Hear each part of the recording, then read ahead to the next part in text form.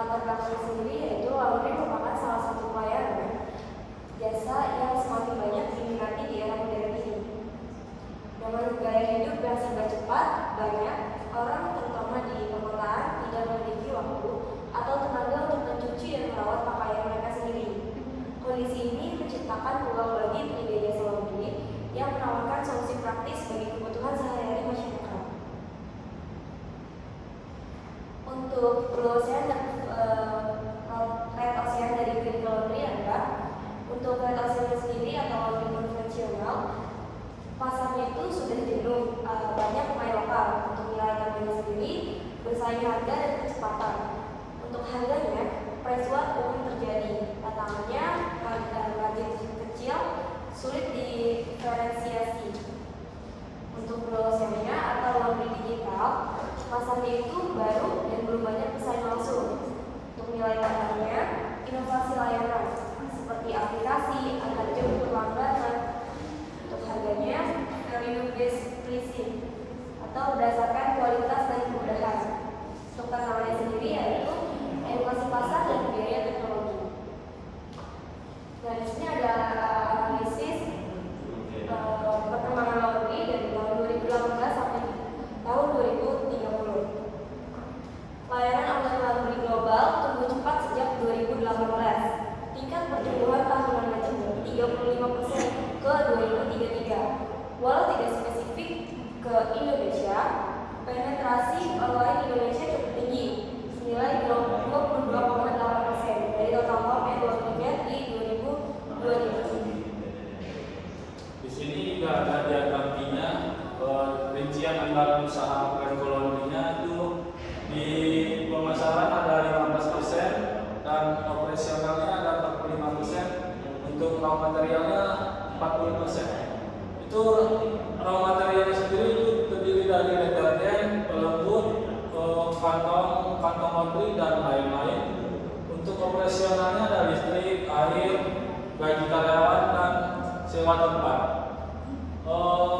Pemasarannya ada promosi digital, cetak brosur, diskon pelanggan baru.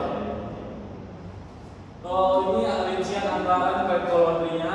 Yang pertama ada raw material 40% digunakan untuk keperluan mencuci, mengemas dan mendukung proses laundry. Item keterangan estimasi biayanya itu ada deterjen, pewangi deterjen dan pewangi deterjen cair, bubuk dan pewangi pakaian itu sekitar 1.500 per bulan. Terus pelembut kain untuk menjaga kelembutan pakaian pelanggan itu ada 500.000 per bulan.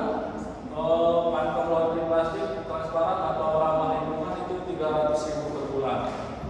Terus label atau tag pelanggannya untuk identifikasi pakaian itu 100.000 per bulan. Atau alat pelengkap sarung tangan, masker, sikat dan lain-lain itu 200.000 per bulan untuk rincian anggarannya. Jadi total per bulan untuk raw materialnya itu ada 2.600.000 per bulan. Terus selanjutnya rincian anggaran operasionalnya ada 45% untuk menutupi biaya harian dan tetap yang diperlukan agar usaha berjalan lancar. Item keterangan estimasinya itu ada biaya listrik, mesin cuci, pengering dan setrika itu sekitar 1 juta per bulan.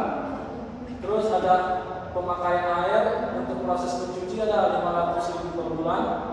Gaji karyawan misalnya 2 orang itu sekitaran 2 juta sampai 4 juta per bulan.